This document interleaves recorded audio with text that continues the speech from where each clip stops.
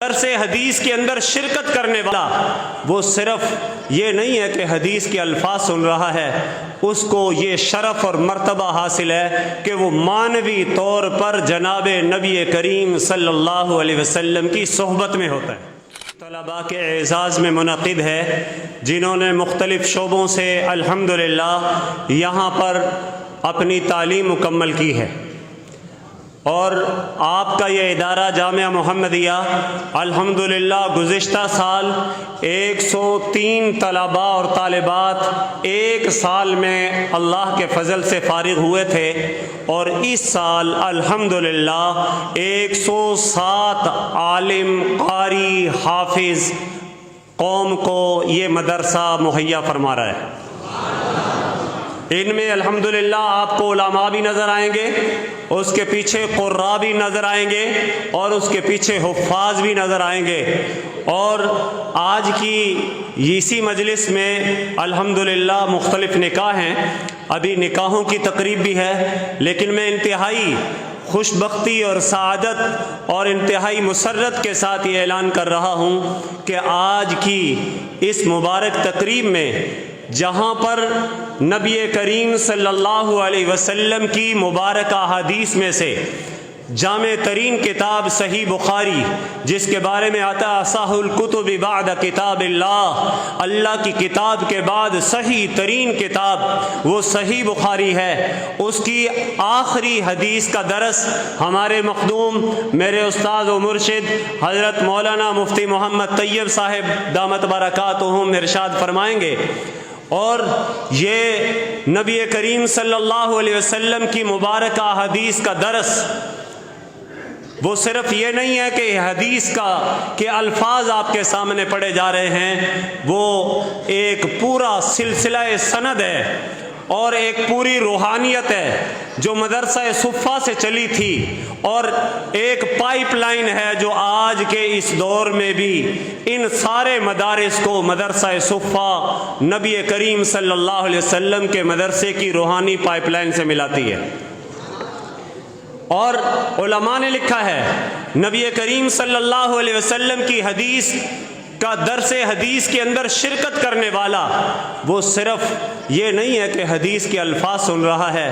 اس کو یہ شرف اور مرتبہ حاصل ہے کہ وہ معنوی طور پر جناب نبی کریم صلی اللہ علیہ وسلم کی صحبت میں ہوتا ہے۔ کیوں؟ اس لیے کہ جو الفاظ جناب نبی کریم صلی اللہ تعالی علیہ وسلم سے صحابہ نے سنے تھے، وہ ظاہر ہے وہی الفاظ آج درس حدیث کے مسند پر بیٹھے ہوئے محدثین بالکل وہی الفاظ آج بھی امت تک پہنچا رہے ہیں۔ صحابہ کو اعزاز یہ حاصل تھا کہ وہ حضور کے الفاظ حضور کی زبان سے سنتے تھے، اور آج ان طلباء اور ان عوام کو یہ اعزاز حاصل ہے کہ وہ حضور کی زبان سے نکلے ہوئے الفاظ حضور نبی کریم کے ورثاء کی زبان سے، علماء کی زبان سے سنتے ہیں۔ جی اسی لیے آج ہمارے پاس الحمدللہ پورے کا پورا سلسلہ سند محفوظ ہے،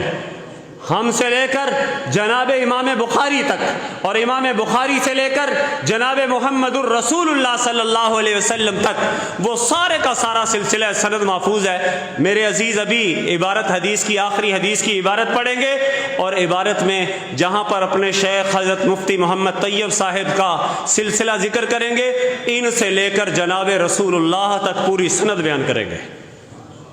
جی ہم بھی جب حدیث پڑھتے ہیں، ہم نے بخاری شریف کی حدیث پڑھی، اپنے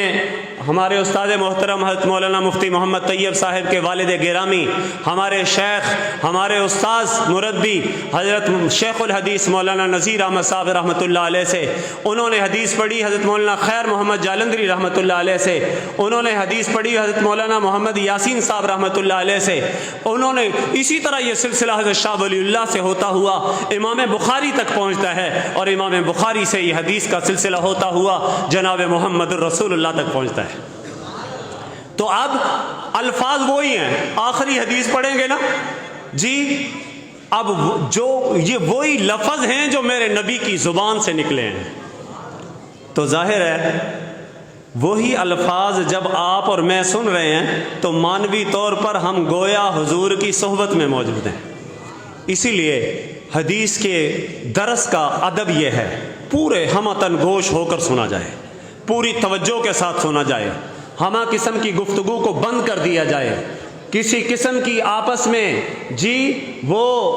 گوشمال کسی قسم کی آپس میں گفتگو نہ ہو، اور اسی طرح کسی قسم کی کوئی انتہائی پروقار ادب کے ساتھ بیٹھیں، باوضو بیٹھیں ادب کے ساتھ۔ کیوں؟ اس لیے کہ میں جناب نبی پاک صلی اللہ علیہ وسلم کی حدیث سن رہا ہوں جس کے بارے میں میرے رب نے گواہی دی ہے، وما ينطق عن الهوى ان هو الا وحی یوحى، نبی اپنی خواہش سے کچھ نہیں کہتے، میرے نبی کی زبان سے وہی نکلتا ہے جو اللہ کی خواہش اور منشا ہوتی ہے۔ تو حضرات محترم، اور یہی حدیث ہے۔ آج تو اس حدیث کا میں اکثر عرض کیا کرتا ہوں، یہ جو سالانہ جلسہ ہوتا ہے، جو ختم بخاری کی آخری حدیث ہوتی ہے، اس کی حیثیت قاعدہ اخیرہ کی حیثیت ہے۔ قاعدہ اخیرہ کا مسئلہ تو سمجھتے ہیں نا جی؟ تشاہد میں حدیث میں آتا ہے من ادرک التشاہد فقد ادرک الجماع، جس نے تشاہد پا لیا اس نے جماعت کو پا لیا۔ حتیٰ کہ اگر کوئی آدمی چوتھی رکعت کے آخری قعدہ میں آ کے شریک ہوتا ہے تو اس کو پوری جماعت میں شریک ہونے کا ثواب مل جاتا ہے۔ اور آج یہ طلبہ جس آخری حدیث پر آج پہنچے ہیں، انہوں نے کسی نے 8 سال کا سفر طے کیا ہے، اگر کسی نے حفظ کیا ہے تو 12 سال تک یہاں تک پہنچا ہے، کوئی 10 سال میں، اور اگر کسی نے تجوید بھی پڑھی ہے تو 12 سال کا سفر یہ کر کے یہاں پر پہنچا ہے۔ اور یہ مدارس والوں کا احسان ہے کہ اس جیسے آخری پروگرام میں تمام کے تمام عام اہل ایمان اور مسلمانوں کو بھی شامل کر لیا ہے کہ جناب 12 سال کی یہ مسافت طے کر کے جس مبارک موقع پر پہنچے تھے، آئیے آپ اہل ایمان اہل اسلام اس مبارک سفر کے آخری تقریب میں آپ بھی شریک ہو کر پورے 12 سال کا اجر و ثواب حاصل کر لیجئے۔ تو آپ جو بیٹھے ہیں یہ علماء تو بیچارے 12 سال اپنے گھٹنے رگڑ رگڑ کے ٹخنوں پہ مختلف قسم کے نشانات اٹن پڑ گئے ہیں ان کے ٹخنوں پہ، لیکن یہ اتنے مجاہدے کے ساتھ پہنچے ہیں، اور آج ان کی اس آخری روحانی تقریب کے اندر آپ یہ 1-2 گھنٹے لے کر آئے ہیں تو پوری کی پوری برکتیں آپ سمیٹ رہے ہیں۔ اور میں آخری بات کروں، حضرت ابراہیم ابن ادھم رحمۃ اللہ علیہ کا مجھے ملفوظ یاد آ رہا ہے۔ حضرت ابراہیم ابن ادھم نے فرمایا تھا ان اللہ یرفع البلاء عن هذه الامه برحلۃ اصحاب الحدیث، کہ اللہ پاک جو علم حدیث کے حاصل کرنے کے لیے جو طلباء جو علماء سفر کر کے اپنے گھر سے نکلتے ہیں، یہ حدیث کا مبارک حدیث کی طلب حدیث کا یہ سفر اللہ کی بارگاہ میں اتنا محبوب ہے کہ حدیث کے طالب علم کے سفر کی وجہ سے ہی اللہ کریم اس امت سے بلاؤں اور مصیبتوں کو ٹال دیتے ہیں۔ تو آپ اس مبارک سفر میں اس آخری حدیث میں آپ پڑھنے میں شریک ہو رہے ہیں، تو ایک تو بات یہ ہے اتنی مبارک مجلس ہے۔ پہلے میرا ارادہ تھا نکاح پہلے کر لیں جی، لیکن میں نے سوچا کہ ظاہر ہے ہمارے بہت سارے احباب اس لیے سفر کر کے نکاحوں کی تقریب میں اس لیے آتے ہیں کہ برکت والی مجلس ہے، اب ان کو نکاح کر کے رخصت کر دیں اور بیچارے سارے 12 سال کی جو یہ برکتوں کا سفر لے کے بیٹھے ہیں اس سے محروم ہو جائیں۔ تو اس لیے میں نے یہ ابھی پہلے ارادہ یہی تھا، حضرت سے گزارش کی تو حضرت سے اجازت لے کر نکاحوں کی تقریب آخر میں ہے اور پھر اس کے ساتھ دستار بندی ہے۔ اور ایک خبر آپ کو اور سناؤں، الحمدللہ اس سال یہ طلباء جو آپ کو نظر آ رہے ہیں ان میں سے 45 کے قریب طلباء وہ ہیں جو حفظ کر کے گردان کر کے یہاں سے فارغ ہو رہے ہیں۔ اور ہمارے جامعہ کا معیار یہ ہے کہ ہم کسی طالب علم کو اس وقت تک سند نہیں دیتے جب تک وہ ایک ہی مجلس میں بیٹھ کر پورا قرآن بغیر غلطی اور اٹکن کے نہیں سناتا۔ ابھی 24 جنوری کو ان کے امتحان ہونے جا رہے ہیں وفاق کے، اور اس سے پہلے ابھی روزانہ کوئی طالب علم 5 پارے روزانہ کے سنا رہا ہے، کوئی 10 پارے سنا رہا ہے، کوئی 15 پارے سنا رہا ہے، حتیٰ کہ ایک دن میں پورا قرآن ہی الحمدللہ ان طلباء میں غلطی اور اٹکن کے بغیر سنائیں گے۔ اور اگلی بات ایک اور عرض کر دوں کہ الحمدللہ آج کی مجلس میں ہم اللہ پاک ہمہ قسم کی نظر بد سے محفوظ فرمائے۔ ہم اپنے اس ادارے کے ایک ہونہار طالب علم کو آپ کے سامنے پیش کرنے لگے ہیں، جس نے قرآن کریم کا حفظ مکمل کیا ہے۔ اور حفظ کتنے دن میں مکمل کیا ہے؟ کتنے سالوں میں؟ سالوں میں نہیں، کتنے مہینوں میں؟ وہ مہینے بھی جناب آدھے سال سے زیادہ نہیں میرے سامنے ہیں۔ یہ بیماریاں، مدرسے کی چھٹیاں بعض شامل ہیں، اور ان سب کو لے کر 195 دن میں پورا قرآن حفظ کر لیا ہے۔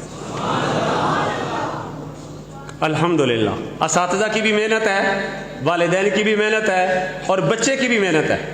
اور جناب